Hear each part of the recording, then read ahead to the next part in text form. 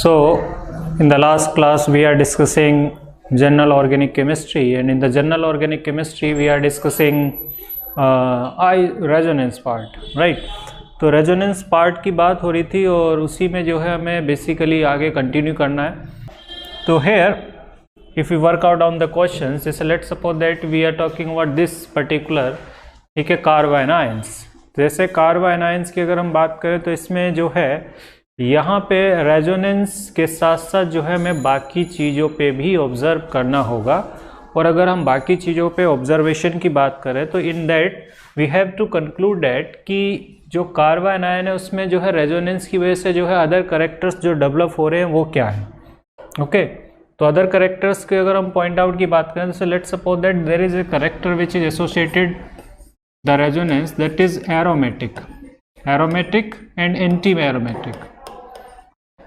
तो aromatic and anti aromatic को अगर हम बात करेंगे कि what is aromatic and what is anti aromatic, तो we have a very clear point of view related to aromatic and anti-aromatic, and the clear point of view is that the molecule should be planar. We know that कि resonance will be effective only in the planar molecule, क्योंकि delocalization of pi electrons होगा। तो definitely अगर delocalization होना है तो orbital का same plane में होना बहुत ज़रूरी है। तो रेजोनेंस तभी इफेक्टिव होगा जब वो प्लेनर होगा। तो ऑब्वियस ही बात है कि aromatic and anti aromatic it is associated with the resonance. तो molecule should be planar, that will be the same for both. तो फर्स्ट कंडीशन फॉर बोथ अगर हम बात करेंगे तो मॉलिक्यूल शुड बी प्लेनर,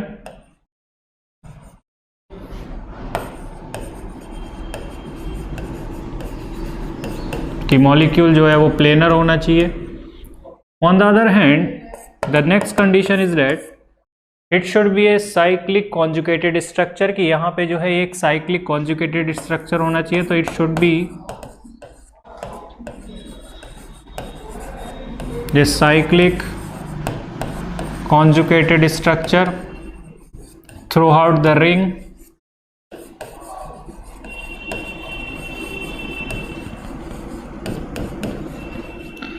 तो यहाँ पे कुछ इस तरीके की सिचुएशन है।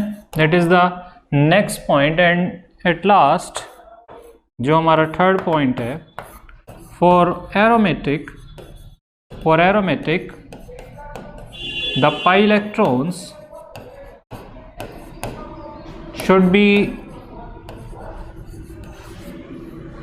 4n plus 2 pi, where n can have value from 0, 1, 2, 3, 4 up to that. So you can say that कि for aromatic जो है pi electrons जो है किस में होने चाहिए, 2 pi हो, then after 6 pi, then after 10 pi, then after उसके बाद जो है इसी तरीके का ऑर्डर हम आगे फर्दर फॉलो कर सकते हैं। Similarly if we are talking about the anti aromatic, right, कि अगर हम एंटी एरोमेटिक की बात करेंगे कि what is true for the anti aromatic substance, तो for the anti aromatic substance, तो फोर्थ में अगर हम लिखते हैं फॉर एंटी एरोमेटिक, तो for anti aromatic we will write it will have 4n pi electrons, where n can have value 1, 2, मतलब you can't start from the 0 here, okay, you have to start from the 1. So here for anti-aromatic you will say that the pi electron will be right 4 pi, 8 pi, right, 12 pi, something like that. इस तरीके का sequence जो है इसमें मिलेगा। Examples अगर point of view से अगर हम बात करें कि what will be the examples, okay, कि इसमें एग्जाम्पल्स क्या होंगे और किस तरीके की जो है सिचुएशन हमें मिलेगी। जैसे फॉर एग्जाम्पल अगर हम बात करें, ठीक है, इस पर्टिकुलर मॉलिक्यूल की, तो ये कॉन्जुगेटेड है थ्रू आउट द रिंग, जो है कॉन्जुगेशन है, ठीक है, पाई इलेक्ट्रॉन का डीलोकलाइजेशन है। But here 2 pi electrons will contain this and this will have 2, तो टोटल पाई इलेक्ट्रॉन कितने हो गए, 4 पाई इलेक्ट्रॉन। तो डेफिनेटली ये क्या हो जाएगा, एंटी एरोमेटिक हो जाएगा, राइट। सिमिलरली जो है if we are going to study the next one, the 6-member ring that is also known as the benzene, it contains the 6 pi electron, so it is going to be aromatic in nature, right? And obviously if we are going to find out in the cation and anion part, so let's suppose that we are talking about this, so here the positive charge in the delocalization with this pi bond, तो obviously बात है कि यहाँ पे अगर हम बात करेंगे तो इट कंटेन 2 पाई इलेक्ट्रॉन, तो ये कैटायन क्या होगा, एरोमेटिक होगा। सिमिलरली जो है जैसे अगर हम बात करें, we are talking about this particular anion, okay, इस एनायन की बात करते हैं, तो here this negative charge will be in delocalization या in conjugation with this double bond, so definitely we will say right कि अगर ये डबल बॉन्ड के साथ कॉन्जुगेशन में होंगे तो this will contain 6 pi electron, तो once again it is aromatic in nature. And according to the stability point of view, it is considered that the aromatic compound are the most stable compound among जो हमारे general compounds हैं उनमें। And similarly stability point of view से अगर हम बात करेंगे तो anti aromatic is the least stable। And the reason is quite simple कि यहाँ पे जो है molecular orbital theory से ये understanding होती है कि जब delocalization होता है तो for the aromatic compound in the delocalization the orbital basically which the molecular orbital which will be bonding molecular orbital will be used in the aromatic, but in the case of anti aromatic the anti bonding molecular orbital will be used। So that is the basic reason कि why aromatic are the most stable and anti aromatic are the least stable। तो if you are going to write the stability order for any general compound, तो we will write something like that कि aromatic को हम जो है ज़्यादा लेंगे, aromatic के बाद जो है non aromatic आ जाएंगे, मतलब जो कंडीशन नहीं फॉलो करते हैं दोनों की उन सबको नॉन एरोमेटिक बोलेंगे, और इसके बाद जो सबसे लीस्ट है डेट इज एंटी एरोमेटिक। तो that will be the order for the stability of these 3 compounds, okay. इन तीनों कंपाउंड की स्टेबिलिटी के लिए जो है जनरली ऑर्डर होगा। Now if we are going to figure out the question I have given to you कि इसमें जो है कार्बन आयन की हमें स्टेबिलिटी चेक करनी है हेयर, तो you can clearly see that कि here the negative charge in the conjugation of this PH ring, ये जो पीएच जो है वो डेफिनेटली बेंजीन है, तो it is just like this. अगर हम इसके स्ट्रक्चर की बात करें तो ये कुछ इस तरीके की सिचुएशन है, तो ये CH2 जो है it is conjugation of this ring, तो डेफिनेटली यहाँ पे रेजोनेटिंग स्ट्रक्चर ज़्यादा बनेंगे रिलेटिवली इसके, तो रेजोनेंस इन तीनों में इफेक्टिव है, but in the first example resonance is not effective.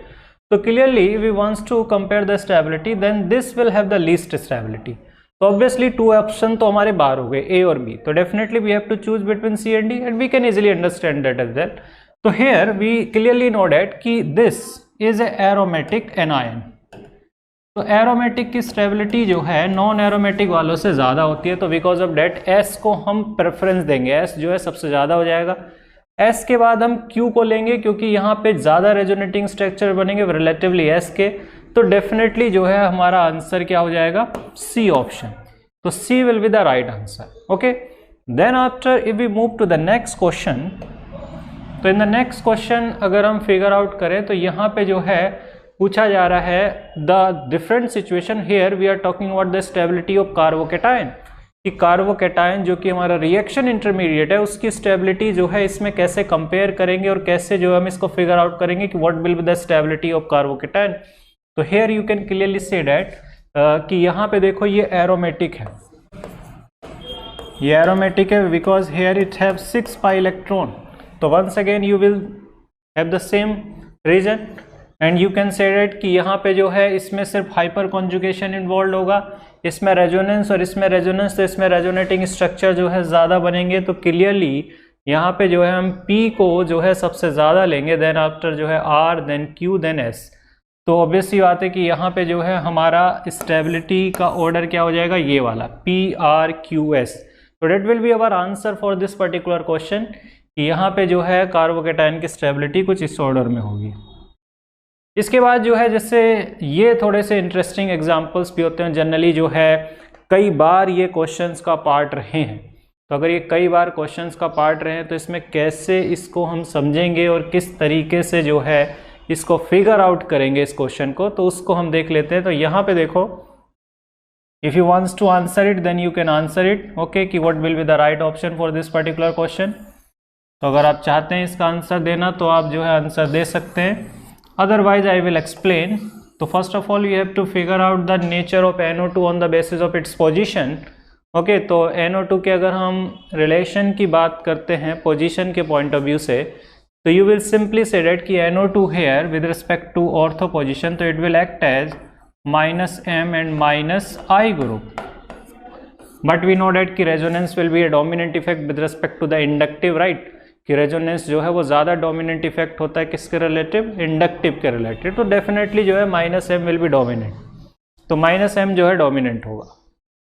दूसरी बात अगर हम यहाँ पे बात करें तो here it is only acting as -I because it is meta position, तो एक दूसरे के रिलेटिव मेटा हैं, तो it won't affect with each other with respect to resonance. Okay, resonance में जो है एक दूसरे को अफेक्ट नहीं करेंगे फिर ये, but here it is again at the para position, तो here it will again act as -M and -I, और यहाँ पे जो है कोई भी नहीं है। ओके, तो यहाँ पे सिमिलर सी सिचुएशन है कि कार्बोकैटायन है, तो कैटायन मतलब positive charge, it means we need someone which can donate the electron to this positive charge, कि हमें जो है एक ऐसे ग्रुप की ज़रूरत है जो इलेक्ट्रॉन दे सके, बट यहाँ पे जो हमने ग्रुप अटैच किए they are electron withdrawing group, either with respect to resonance or inductive. From the both point of view they are withdrawing electron from the benzene ring. So that's why we will clearly say that they will decrease the stability of this benzene connected CH2 carbocation. Okay, जो benzyl हमारा carbocation है, तो यहाँ पे देखो सबसे ज़्यादा unstable इसको कौन करेगा, ये वाला, क्योंकि ये इंडक्टिव से डिफरेंस हम दोनों में देखेंगे कि रेजोनेंस तो डोमिनेंट है, तो because the resonance point of view both are equally destabilize this particular carbocation, but from the inductive point of view NO2 will be dominant, मतलब this NO2 will be dominant over this NO2, and why we are saying something like, क्योंकि we know that कि distance inductive is a distance dependent effect, तो definitely अगर ये distance dependent effect है तो this will have the lower stability then this, तो यहाँ पे जो है हमें ये तो पता चल गया इसमें, और सबसे ज़्यादा होगा इसमें क्योंकि इसमें कोई भी इलेक्ट्रॉन खींचने वाला ग्रुप नहीं है, तो उसकी स्टेबिलिटी सबसे ज़्यादा लेंगे, तो हमारा ऑर्डर जो है इसमें क्या हो जाएगा, बी वाला आंसर जो है हमारे लिए सही हो जाएगा। तो एस को सबसे ज़्यादा, देन आफ्टर क्यू, क्योंकि उसमें सिर्फ इंडक्टिव ऑपरेट हो रहा है,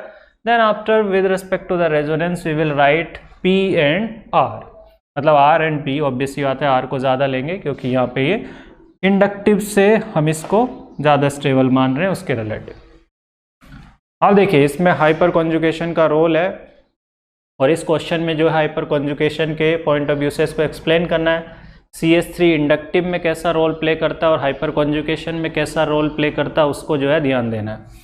तो हमने हाइपर कॉन्जुगेशन में +H -H, रेजोनेंस में +M -M, इंडक्टिव में +I -I, and here you know that कि इन द CH3, ठीक है, this will act as this group here with respect to the position ortho position, so it will affect by hyperconjugation and effect will be +N, and it also affect by inductive that will be +I, but here in the meta position it won't affect by hyperconjugation, कि hyperconjugation से affect नहीं करेगा, तो it will only operate it like +I, okay। And here if you are going to see या look at this particular example, so you will simply say that कि here it will again act as +H and +I group, okay, and here that is normal, there is no group which will donate the electron, तो definitely यहाँ पे plus group है, तो plus group जो हैं वो electron density जो है रिलीज करते हैं, रिलीज करने वाले ही हमें चाहिए क्योंकि हमें पॉजिटिव चार्ज की स्टेबिलिटी को जो है एनहांस करना है।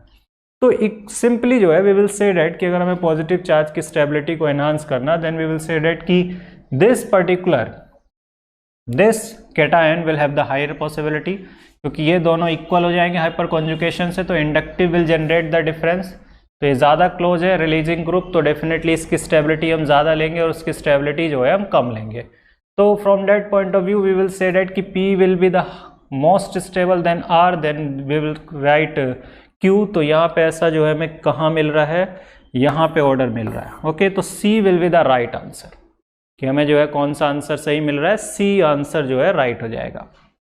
इसके बाद जो है अगर हम इसमें फिगर आउट करते हैं इन एनायंस की स्टेबिलिटी, ठीक है, तो वंस अगेन जो है वही रेजोनेंस वाला जो है रोल है और उसी के बेसिस पे जो है हमें इससे फिगर आउट भी करना है। तो first of all you have to individually figure out the nature of group. यहाँ पे जो है इसका नेचर क्या है, तो ये जो है -M ग्रुप है, ठीक है, और ऑब्वियस सी बात है कि this is also minus M group and this is plus H group, electron releasing group. Negative charge है तो ऑब्वियस सी बात है नेगेटिव चार्ज की स्टेबिलिटी जो है डेट विल डिपेंड्स, या अगर हम बात करें घटाने या बढ़ाने की, तो जितने भी पॉजिटिव वाले हैं वो जो है नेगेटिव चार्ज की स्टेबिलिटी को डिक्रीज करते because they are electron releasing, और जितने भी माइनस आई या माइनस एम माइनस एच होंगे वो उसकी स्टेबिलिटी को इंक्रीज करेंगे because they have tendency to withdraw the electron. तो अगर उनकी इलेक्ट्रॉन विदड्रॉ करने की टेंडेंसी है तो from that point of view we will simply say something like that. तो यहाँ पे देखो कि आपको क्लियरली दिख रहा है कि सबसे ज़्यादा इलेक्ट्रॉन खींचने की एबिलिटी किसकी है, NO2 की, तो इसकी सबसे ज़्यादा हो जाएगी, उसके बाद इसकी Cn की, क्योंकि ये जो है स्टेबिलिटी और स्ट्रेंथ का ऑर्डर है जनरल सा, और उसी के बेसिस पे जो है हम इसको लिख भी रहे हैं। CS3 इलेक्ट्रॉन रिलीज करता है तो ऑब्वियस सी बात है कि इसको जो है हम इनके बाद में ही लिखेंगे, और इनफैक्ट उसके भी बाद में लिखेंगे क्योंकि वो एक नॉर्मल स्ट्रक्चर है, राइट, ये तो एक नॉर्मल स्ट्रक्चर है, तो ये जो है स्टेबिलिटी में इससे पहले आएगा। Okay, just a minute. Okay, तो यहाँ पे जो हम इस क्वेश्चन की बात कर रहे हैं,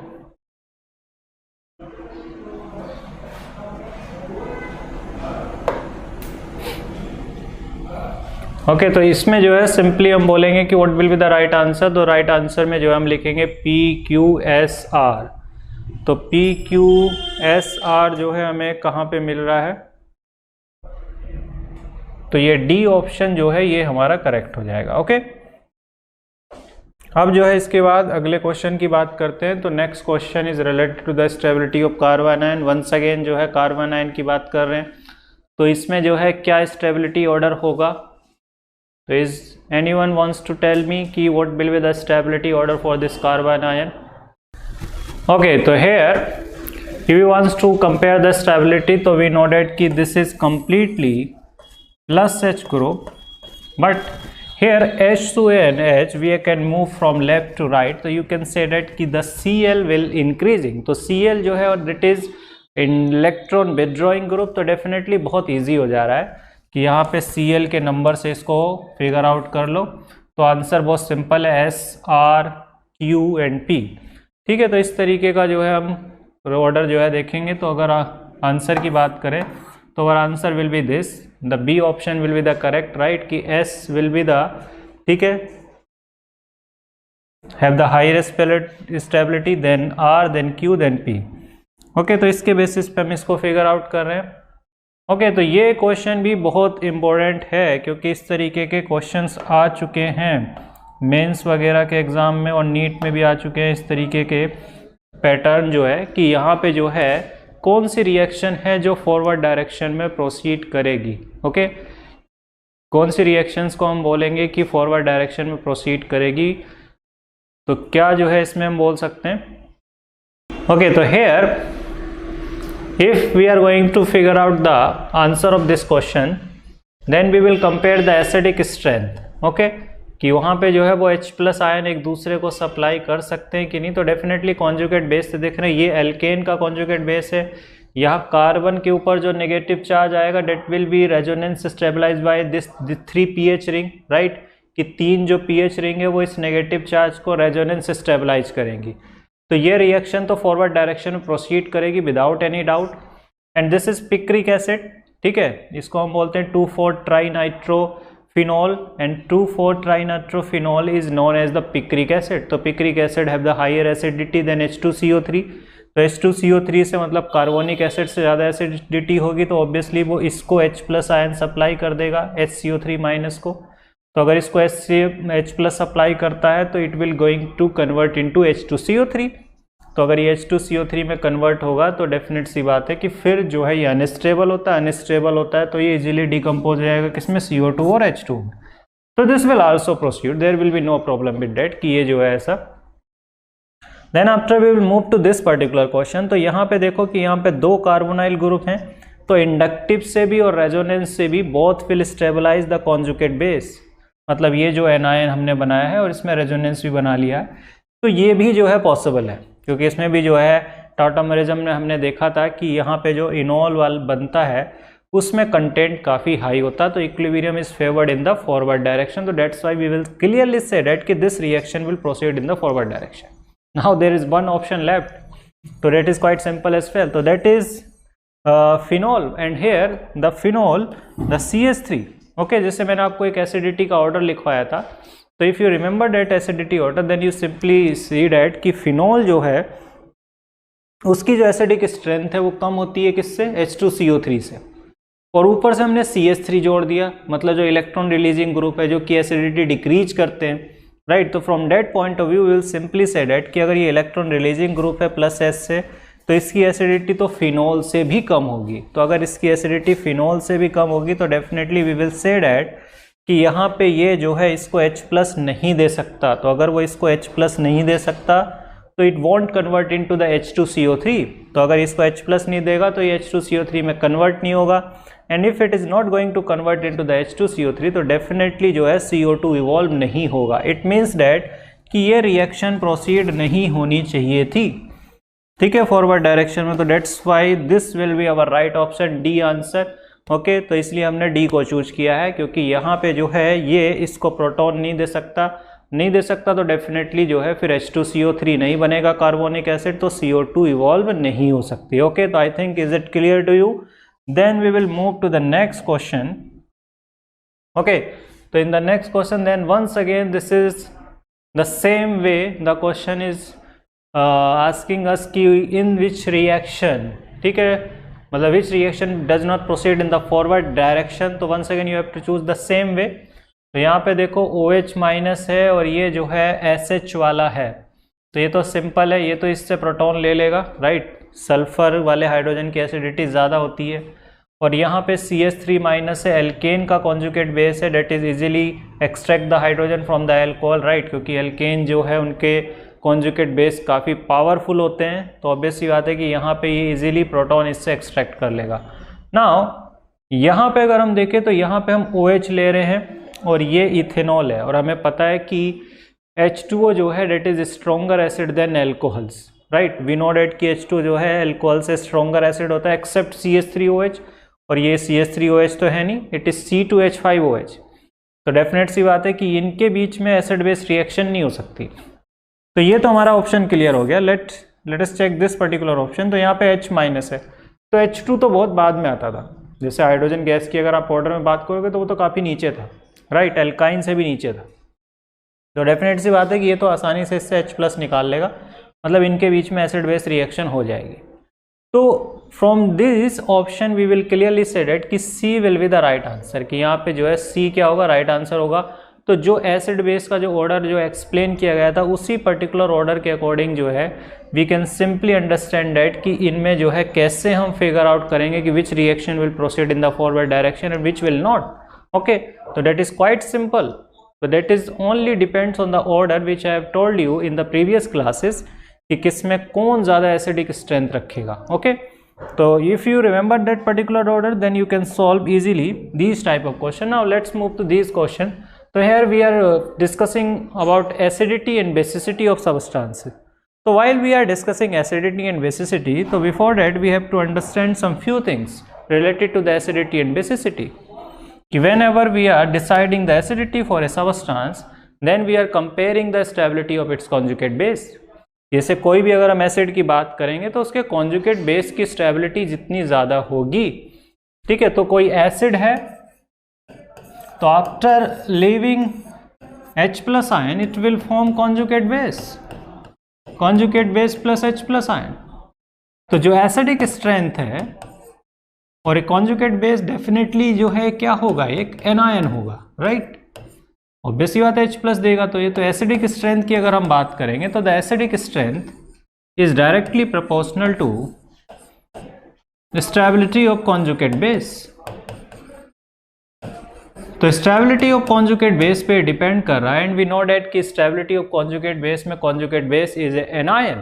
तो अगर कॉन्जुगेट बेस एक एनायन है तो कॉन्जुगेट बेस की स्टेबिलिटी जो है वो इंक्रीज होगी किन ग्रुप से, जो इलेक्ट्रॉन खींचेंगे. तो -I, -M और -H ये ग्रुप जो है बढ़ाएंगे एसिडिक स्ट्रेंथ को भी और स्टेबिलिटी को भी, राइट।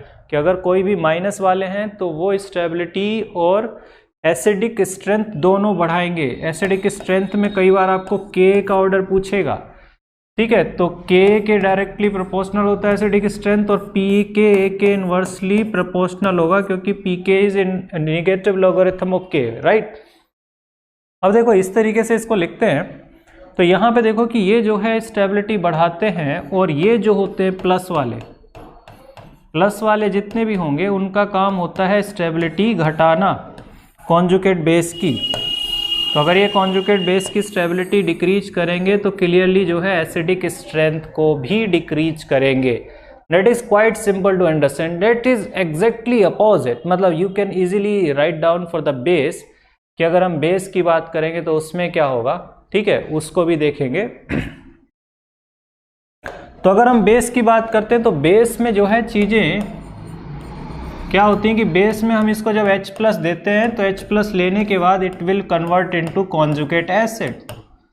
ओके, तो कॉन्जुगेट एसिड की स्टेबिलिटी बेसिसिटी को डिफाइन करती है। तो यू विल से डेट कि बेसिसिटी या बेसिक स्ट्रेंथ, तो बेसिसिटी और बेसिक स्ट्रेंथ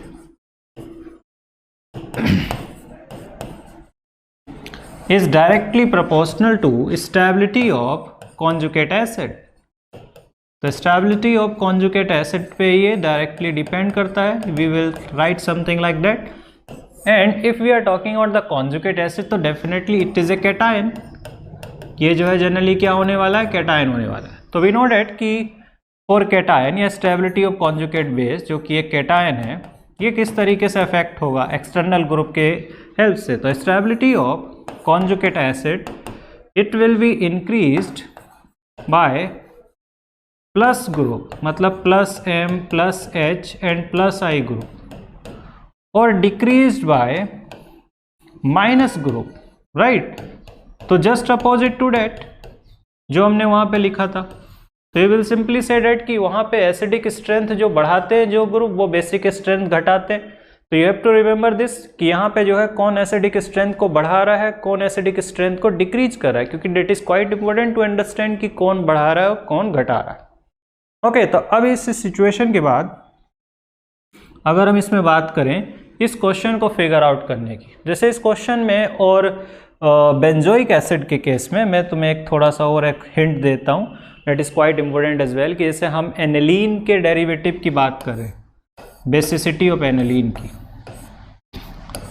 तो एनिलीन के केस में क्या है, एनिलीन और बेंजोइक एसिड,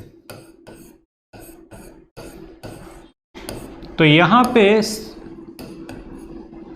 कोई ग्रुप होगा ऑर्थो पोजीशन पे, और यहां पे भी एक ग्रुप को हम ऐड कर रहे हैं, कोई ग्रुप है ऑर्थो पोजीशन पे। तो उनकी वजह से क्या होता है, दोनों में लगता है ऑर्थो इफेक्ट। क्या लगेगा, ortho effect. And because of ortho effect, because of ortho effect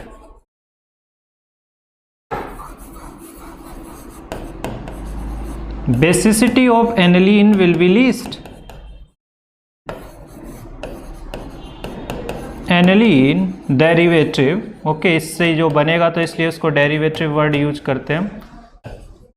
derivative will be least, and if we are going to write it down, just a minute, there is some kind of problem with, okay, तो यहां पे least होगा,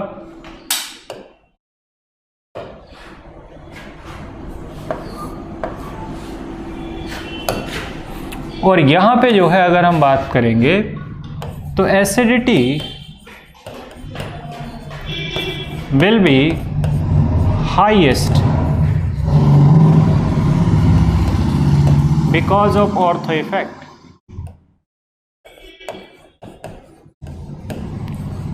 अब देखो इसका logic बड़ा simple है कि ऑर्थो इफेक्ट की वजह से दोनों में अलग अलग लॉजिक की बात होती है। कि अगर हम बात करें इसके पॉइंट ऑफ व्यू से, ठीक है, इसके पॉइंट ऑफ व्यू से अगर हम बात करते हैं, ऑर्थो इफेक्ट क्या करता है कि ऑर्थो इफेक्ट जो है it will increase the acidity of the benzoic acid. तो बेंजोइक एसिड की एसिडिटी क्यों इंक्रीज करता है? Because of this there is a steric hindrance, because of that these two group will won't be in the same plane. तो अगर ये same plane भी नहीं होगा तो इनके बीच में रेजोनेंस जो लग रहा था वो नहीं लगेगा, और जब रेजोनेंस लगता है तो रिंग जो है ये इलेक्ट्रॉन रिलीज करता है COH को, तो रिलीज जो कर रहा था वो रुक जाएगा, फिर जो है pH का सिर्फ इंडक्टिव इफेक्ट लगेगा, डेट इज -I। तो ऑब्वियसली बात है कि अगर रिंग का जो इलेक्ट्रॉन रिलीजिंग इफेक्ट था फॉर द COH ग्रुप अगर वो रुक जाएगा तो डेफिनेटली जो है बेंजोइक एसिड की एसिडिक स्ट्रेंथ क्या बढ़ जाएगी, okay, because of the steric reason. But somehow जो है अगर हम बात करें यहाँ पे तो that is not the case, यहाँ पे केस थोड़ा डिफरेंट है, इसको इस तरीके से नहीं लेना है स्टेरिक, इसमें स्टेरिक वाला रीजन नहीं लगता। इसमें रीजन ये है कि जो इसका कॉन्जुगेट एसिड बनेगा उसका सॉल्वेशन डिफिकल्ट हो जाता है because of this ortho group, कि यहाँ पे जो ऑर्थो ग्रुप होगा तो because of this ortho group the solvation of conjugate acid will be difficult. So for that purpose we will saying that the basicity of this particular part will be least, इसको सबसे कम में लेंगे जब compare करेंगे और इसको जो है सबसे ज्यादा में ले लेंगे, राइट। तो that is the reason कि why we are considering here benzoic acid with the ortho effect maximum या highest acidity and here for the NLA the least basicity. So here the reason is solvation and here the reason is the steric hindrance. Because of the steric hindrance the benzene won't release the electron to the COH group, and because of that if you are not releasing the electron to the COH group तो definitely जो हम इसमें लिखेंगे कि ये जो है फिर क्या हो जाएगा, ये जो है maximum acidity रखेगा। So now we have summarized the acidity and basicity of these groups. Now we have to understand कि what will be the order, basicity order for these compounds. Okay, तो can you help me with this? कि what will be the acidic basicity order? Basicity का मतलब है basic strength की हम बात करें, we are talking about basic strength. So what will be the order for the basic strength?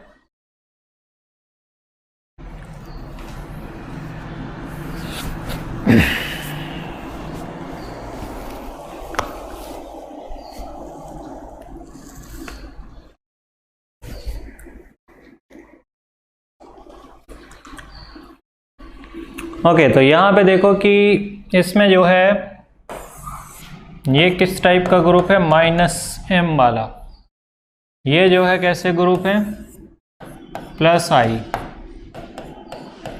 और यहाँ पे लग रहा है ऑर्थो इफेक्ट। ओके, तो यहाँ पे जो है चीज़ें एकदम क्लियर हैं कि यहाँ पे जो है हम अगर बात करेंगे इनमें बेसिसिटी को कंपेयर करने के लिए तो किस तरीके की सिचुएशन लेंगे हम ऑर्थो इफेक्ट के साथ साथ। Okay, there is one more thing, इसके पास भी मिथाइल ग्रुप है, ठीक है, तो इसमें जो है स्टेरिक हिंड्रेंस वाला पार्ट रह जाएगा, क्योंकि यहाँ पे देखो ये भी जो है मिथाइल और मिथाइल ग्रुप है, तो स्टेरिक हिंड्रेंस जो है विल प्ले इट्स पार्ट, और स्टेरिक हिंड्रेंस अगर अपना पार्ट प्ले करेगा तो वहाँ पे देखो S को जो है अगर हम बात करेंगे तो नाइट्रोजन के लोन पेयर जो है वो फिर प्लेन छोड़ देंगे, वो जो है दूसरे प्लेन में शिफ्ट हो जाएंगे, और उसकी वजह से जो है अगर ये रेजोनेंस में नहीं होंगे लोन पेयर तो फिर तो इनको इजीली डोनेट किया जा सकता है। तो अगर इनको इजीली डोनेट किया जा सकता है तो डेफिनेटली जो है वी विल से डैट कि यहाँ पे जो है सबसे ज़्यादा अगर हमें बेसिसिटी लेनी है तो किधर इसमें बेसिसिटी ले, what will be the answer for this particular question?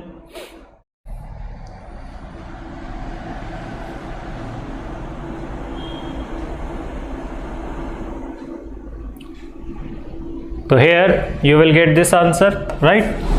The B option, S will be the maximum, then after the R, because Me जो है it will electron releasing group, then after P and this will be the least, because here the NO2 group जो है वो क्या है, electron withdrawing group है, तो ये बेसिसिटी को क्या है, डिक्रीज करते हैं। ओके, तो इसलिए जो है हमारा आंसर ये हो जाएगा। तो यहाँ पे ऑर्थो हमें नहीं लेना पड़ रहा बिकॉज जो स्टेरिक हिंड्रेंस है this won't we participate in the resonance, ये प्लेन से ही हट जाएगा, तो इसलिए लॉन पेयर फ्री हो जाएंगे। तो यहाँ पे तो लॉन पेयर रेजोनेंस में है इन तीनों में, बट इसमें नहीं है, तो यहाँ पे एकदम फ्री है जो कि H+ को देने के लिए, इसलिए जो है हमने सबसे ज़्यादा इसको लिया है।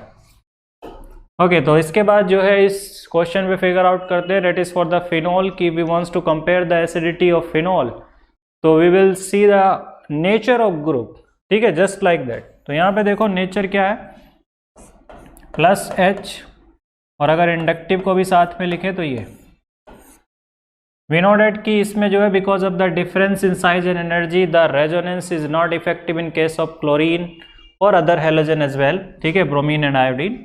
तो यहाँ पे जो है अगर हम लिखेंगे तो it only considered as -I and here this have lone pair, तो डेफिनेटली जो है it will consider as +M, okay, +M and -I, and here if we are going to consider this तो it will be considered -M and -I। तो minus में resonance को पहली preference देंगे, तो रेजोनेंस में अगर देखोगे तो NO2, क्योंकि माइनस वाले एसिडिक स्ट्रेंथ बढ़ाते हैं, तो ऑब्वियस ये बात है कि NO2 वाला जो है उसकी एसिडिक स्ट्रेंथ क्या हो जाएगी, सबसे ज़्यादा हो जाएगी। ओके तो S will be the highest. तो ये तो क्लियर हो गया कि हमारा A और C ऑप्शन हो जाता है। देन आफ्टर अगर हम फिगर आउट करें तो ये प्लस वाले हैं दोनों के दोनों, तो ये प्लस हैं तो they will decrease the acidic strength, तो उनको तो हम ले नहीं सकते। Then after we will choose the Q, okay, तो Q को चूज करेंगे तो ऑब्वियस सी बात है कि हमारा आंसर क्या हो गया, ये वाला।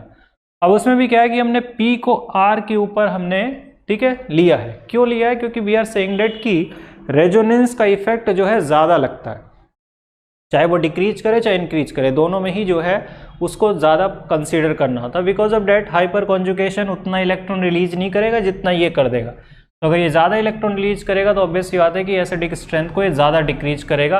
That's why we are taking P over R, okay. तो ये इसका रीजन होगा इस पर्टिकुलर क्वेश्चन के लिए। अब इसके बाद जो है अगर हम बात करते हैं फिर से, इसमें काफ़ी सिंपल क्वेश्चन है ये, तो इसमें जो है एक ही टाइप का ग्रुप है, तो अगर हम इसमें कंपेयर करना है तो इसमें देखो ये OH है, और OH ortho effect won't we work, मतलब ortho effect won't work here, तो ऑर्थो इफेक्ट को नहीं लेना है इसमें, ठीक है। और यहाँ पे जो है this is at the meta position here, if you figure out this NO2 तो that is at the para position. तो if you wants to compare the acidic strength, ठीक है, ऑन द सिंपल सिचुएशन, तो क्या acidic strength हम लेंगे इसमें,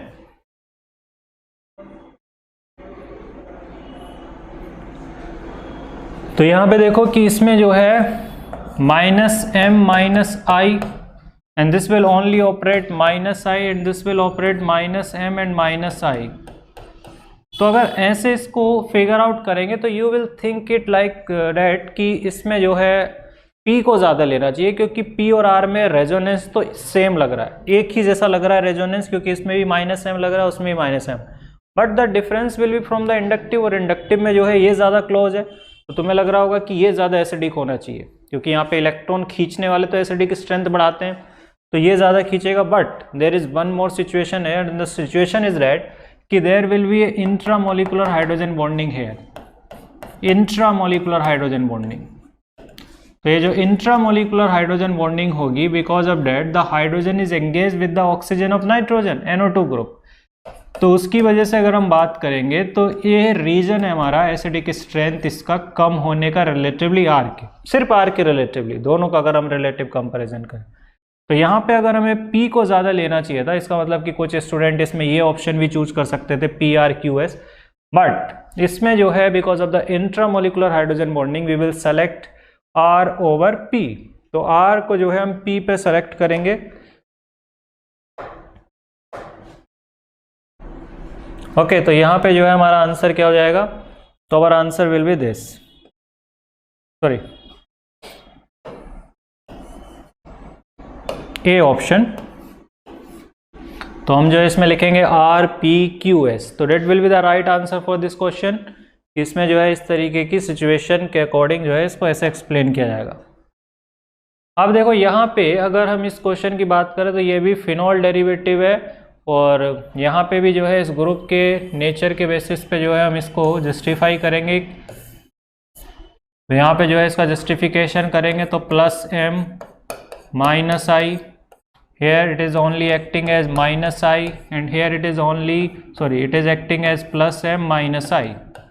तो प्लस वाले तो डिक्रीज करते हैं, माइनस वाले बढ़ाते हैं, तो इसमें Q को तो सबसे ज़्यादा ले लेंगे, और उसके बाद जो है डेफिनेटली हमारा कौन सा आएगा, S वाला, right. And after that if we wants to compare between P and R, कि अगर हमें P और R के बीच में कंपेयर करना है तो डेफिनेटली यहाँ पे देखो दोनों का रेजोनेंस तो सेम है, ओके, रेजोनेंस इफेक्ट दोनों के लिए सेम है, they are plus m, but if you wants to compare on the inductive basis तो it is closer to OH, ये जो है क्लोजर है तो डेफिनेटली जो है ये ज़्यादा विथड्रॉ करेगा, तो डेफिनेटली जो है P को लेंगे किसके ऊपर, R के ऊपर। तो यहाँ पे जो है अगर हम एग्जैक्ट ऑप्शन की बात करें तो यहाँ पे जो है हमें लेना होगा किसको,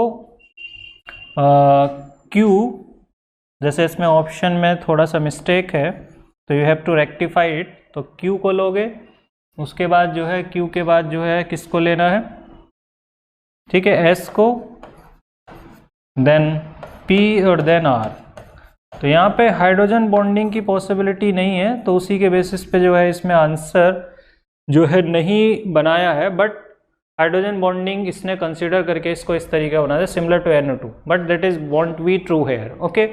तो हेयर जो है we will consider P over R, तो P को R के ऊपर कंसीडर करेंगे, ओके। तो इसके बाद जो है अगर हम फिगर आउट करें इसमें इस क्वेश्चन को, तो अब देखो बेंजोइक एसिड की बात हो रही है, तो अगर बेंजोइक एसिड की बात हो रही है तो डेफिनेटली बेंजोइक एसिड में क्या है कि ortho effect will be operated, तो अगर ऑर्थो इफेक्ट जो है ऑपरेट होगा तो ऑर्थो इफेक्ट में जो है सिंपली किस तरीके की सिचुएशन आएगी, ये बहुत ही इंटरेस्टिंग पार्ट भी है, क्योंकि ऑर्थो इफेक्ट की वजह से एसिडिक स्ट्रेंथ कंप्लीटली चेंज हो जाते हैं हमारे ऑर्डर।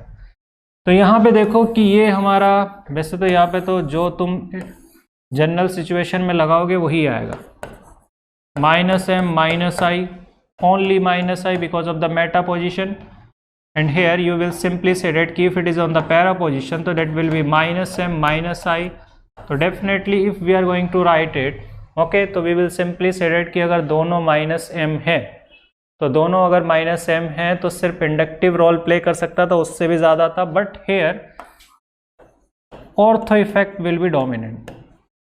तो ऑर्थो इफेक्ट की वजह से भी नो डाउट कि हम इसको जो है सबसे मैक्सिमम लेंगे, we will consider it maximum because of the ortho effect straight away, okay.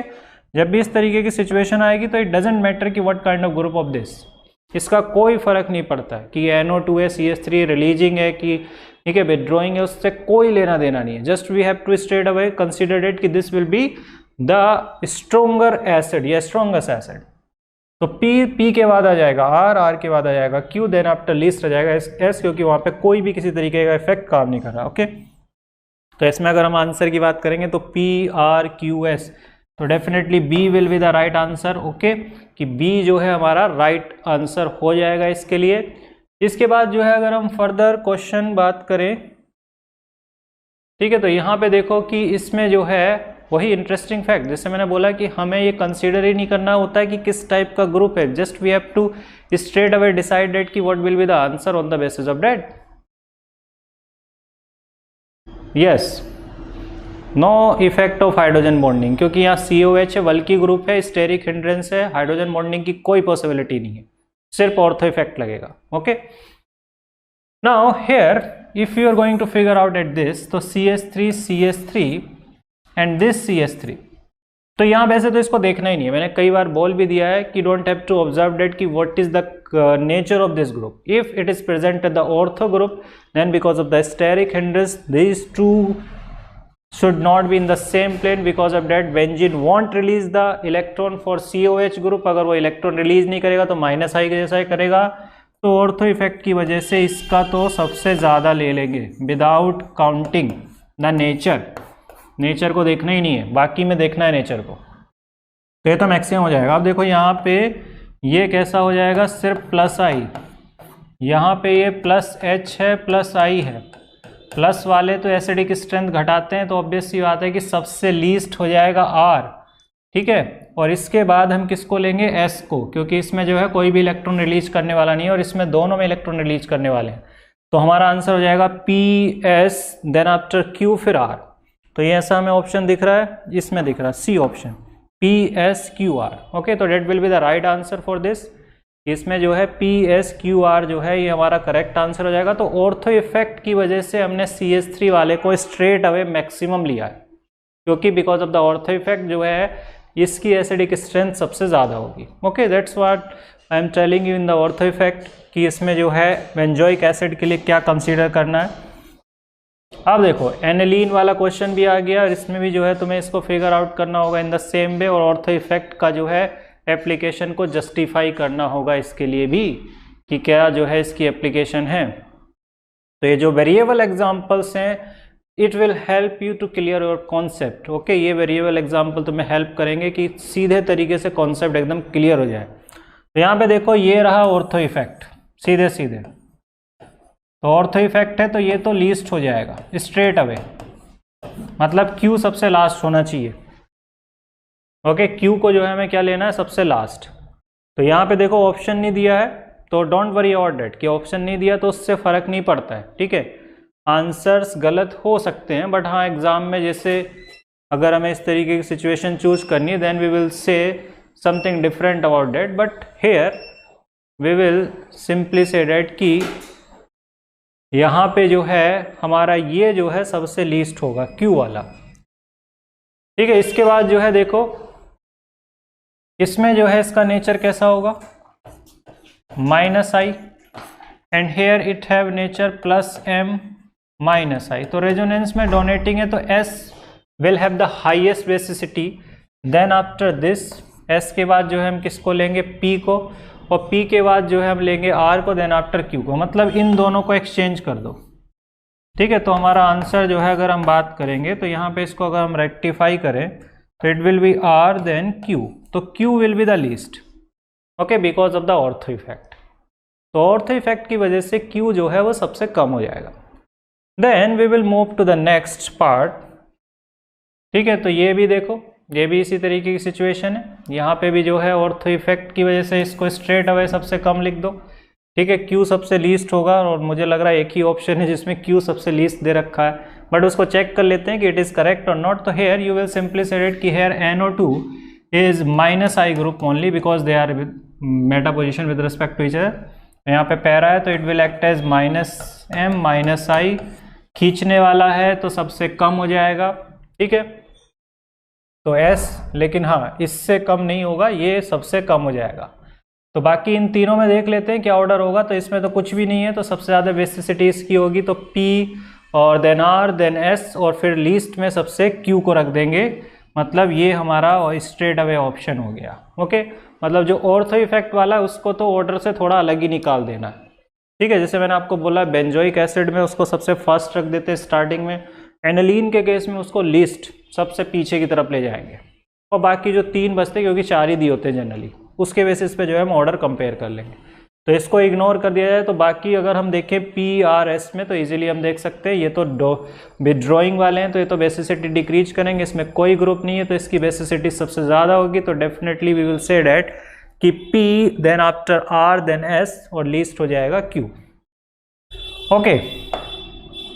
फिर इसके बाद जो है थोड़ा इस टाइप के ग्रुप को भी देख लेते हैं। तो यहाँ तो ऑर्थो इफेक्ट नहीं है, okay, there is no ortho effect here, but there is role of hyperconjugation, and if we are going to consider the role of hyperconjugation, so here it have 3 alpha hydrogen, it have 2 alpha hydrogen, right?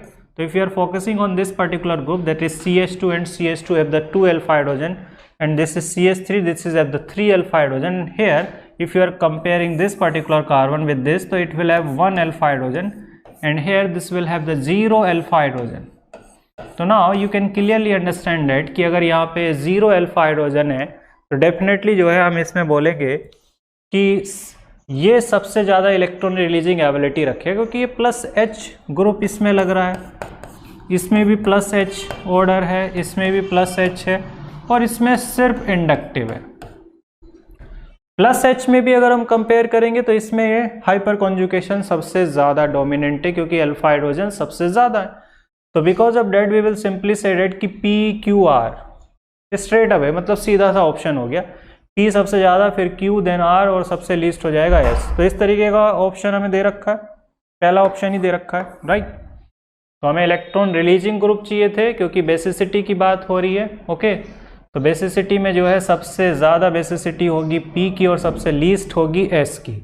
तो that will be the answer for this particular question. Okay, now if we are moving to the next question, ठीक है। तो जैसे ये question है जैसे मैंने तुम्हें बोला था कि इस तरीके के क्वेश्चन आ सकते हैं कि हमें जब एसिडिक हाइड्रोजन एक्सट्रैक्ट करने हैं तो किस एसिडिक हाइड्रोजन को हम एक्सट्रैक्ट करेंगे, how we will decide that, तो that will be decided on the basis of the acidic strength of different group. तो जो ऑर्डर मैंने आपको बताया था उसके बेसिस पे ही यहाँ पे आपको इसको फिगर आउट करना है। तो आपके पास जो है जैसे 3 ऑप्शन दे रखे हैं और NH2 माइनस जो है वो हमारा बेस है और इसके 2 मोल लिए, मतलब यहाँ पे NH2 माइनस है जो बेस है। तो NH2 minus is a powerful base क्योंकि it is a conjugate base of ammonia, और अमोनिया जो है अगर हम बात करें तो एसिडिक स्ट्रेंथ में एल्कीन और एल्केन से ही ज़्यादा होता है, बाकी सबसे जो है ये लीस्ट एसिडिक होता है। तो ऑब्वियसली इसका जो कॉन्जुगेट बेस होगा that will be very powerful. तो it can extract hydrogen from these all group. Terminal alkyne का हाइड्रोजन भी निकाल लेगा, इससे भी निकाल लेगा, इससे भी और इससे भी। तो हमारे पास 4 हाइड्रोजन है पॉसिबली जिनको निकाला जा सकता है। तो 4 में से जो है कौन निकले, क्योंकि हमें 2 ही निकालने। तो we have to compare the acidic strength of this hydrogen कि which is more acidic with respect to each other. तो ऑब्वियस सी बात है कि this is a benzoic acid group, तो definitely this hydrogen will be the most acidic. ये hydrogen जो है क्या होने वाला है, मोस्ट एसिडिक होने वाला है। तो अगर ये मोस्ट एसिडिक होगा तो एक तो ये निकलेगा। Then after if you going to compare this, तो दिस इज NO2 ग्रुप। तो NO2 जो है माइनस आई है और इसमें तो कोई है ही नहीं इसके साथ। तो this phenol is more acidic then this phenol. So because of that the second acidity will be for this hydrogen, then after for this and least acidity will be for this hydrogen। तो ये दोनों hydrogen यहाँ से extract करेगा ये। तो इसके basis पे जो है आंसर हमारा क्या हो जाएगा, ए ऑप्शन। तो you can clearly say that कि ये और ये कॉन्जुगेट बेस में कन्वर्ट हुए हैं, तो डेफिनेटली जो है ये हमारा राइट आंसर होगा फॉर दिस पर्टिकुलर क्वेश्चन।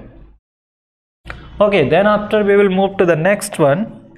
तो नेक्स्ट वन में जैसे ये देखो एक नया टाइप आया है क्वेश्चन का, और ऐसे क्वेश्चन थोड़े इंटरेस्टिंग भी होते हैं और कई बार एग्जाम में जो है अगर आ जाएं तो थोड़ा सा जो है हमें कंफ्यूज भी कर देते हैं पहले की अप्रोच कैसे करें, ऐसे क्वेश्चन को सोल्व कैसे करें। ठीक है, तो जैसे इस क्वेश्चन को ध्यान से पढ़ लो, ध्यान से पढ़ लो। क्या बोल रहा है कि रेजोनेंस स्टेबलाइजेशन, ठीक है, ग्रेटेस्ट। तो how we can stabilize this particular molecule using the resonance। तो let's have a look at this particular question। तो इसमें जैसे अगर हम बात करेंगे कि if you are going to break this particular pi bond, कि इस pi bond को अगर आप ब्रेक करते हो चाहे इस डायरेक्शन में और at this direction, तो what will be the, ठीक है, nature of these rings। कि जैसे आपने इसको ऊपर की तरफ ब्रेक किया तो this will become anti aromatic and this will become aromatic। But if you are going to break it in the lower direction, तो ऊपर वाला जो है एरोमेटिक हो जाएगा, नीचे वाला एंटी एरोमेटिक हो जाएगा। मतलब at the same time if you are going to compare these 2 ring, तो एक एरोमेटिक होगा एक एंटी एरोमेटिक होगा, चाहे आप ऊपर की तरफ तोड़ लो चाहे नीचे की तरफ तोड़ लो। मतलब दोनों स्टेबल नहीं हो रहे, दोनों रिंग जो है वो क्या हो रहे हैं, अनस्टेबल हो रहे हैं। तो यहाँ पे जो है जब हम इस डबल बॉन्ड को तोड़ के रेजोनेंस में यूटिलाइज करने की बात करेंगे तो that won't be effective for अस।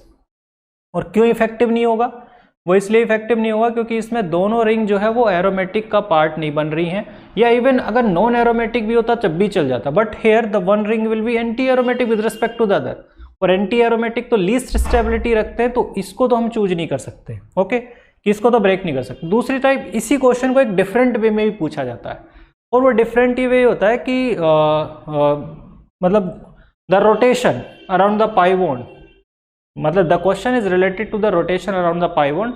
तो it will ask you that कि which double bond have the free rotation around it, कि किसके अराउंड जो है फ्री रोटेशन हो सकती है। तो फ्री रोटेशन का मतलब कि किसको आप तोड़ सकते हो, तोड़ के जो है उसको घुमा सकते हो, क्योंकि ऑब्वियसली घुमाओगे तो टूट जाएगा।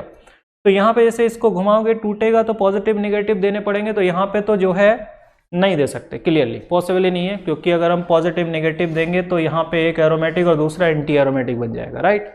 तो रेड बॉन्ड भी जो है इफेक्टिव है, तो इसको तो हम नहीं चूज कर सकते। Okay, let's move to this. तो इसमें अगर इसको ऐसे तोड़ते तो ऑब्वियस सी बात है कि इसके ऊपर आ जाएगा पॉजिटिव, इसके ऊपर आ जाएगा नेगेटिव। इट मीन्स कि यहाँ पे इसको रोटेट कर सकते हैं, डबल बॉन्ड के अराउंड रोटेट कर सकते हैं, क्योंकि ब्रेक होने पे दोनों एरोमेटिक हो जा रहे हैं, ये भी एरोमेटिक और ये भी, ये एरोमेटिक कैटायन, ये एरोमेटिक एनायन। इट मीन्स यहाँ पे रेजोनेंस स्टेबलाइज्ड है, इजीली सब कुछ हो जाएगा। तो आंसर तो हमें मिल गया, आंसर जो है क्या हो गया, बी हो गया। But let discuss the other part as well. तो यहाँ पे देखो कि इसमें जगह अगर हम डिस्कस करते हैं हेयर, तो if you are going to break in the upper side और द लोअर साइड, किसी को भी चूज कर लो, तो यू विल गेट दैट कि जैसे let's suppose that this will have negative, this will have the positive, तो one is aromatic and other one is anti aromatic. फिर से इफेक्टिव नहीं हो रहा क्योंकि फिर से सेम प्रॉब्लम आ गई, मतलब यहाँ तो जो है पॉसिबिलिटी नहीं है। ऐसी सिचुएशन यहाँ आ जाएगी जैसे आपने इसको ऐसे तोड़ लिया, एक तरफ नेगेटिव दूसरी तरफ पॉजिटिव, तो once again the problem is that कि एक एरोमेटिक है तो दूसरा एंटी एरोमेटिक है, तो ये काम भी नहीं कर सकते। तो we will clearly say that the rotation around the double bond is not possible in A, C और D. There is only one option, that is B option. So we can easily rotate the molecule around the pi bond. क्यों? क्योंकि यहाँ पे pi bond को तोड़ना आसान है, तो पाई बॉन्ड को तोड़ना आसान है और इसी में जो है पाई बॉन्ड को हम ब्रेक कर सकते हैं। ठीक है, तो ऑब्वियस ये बात है कि अगर हम पाई बॉन्ड को यहाँ इसमें ब्रेक कर सकते हैं, तो वी विल से दैट कि the rotation around the pi bond is not restricted here and here the resonance stabilize in maximum या ग्रेटेस्ट हेयर, बिकॉज अगर यहाँ पे रेजोनेंस लगाते हैं इस पाई बॉन्ड को ब्रेक करके तो दोनों के दोनों रेजोनेंस रहेंगे। ओके, तो that's all for the today class. तो we will discuss from here on in the next class. Okay, on is to on, study is always on. Concepts के बेहतर रियलाइजेशन के लिए इस टू ऑन पर बने रहिए।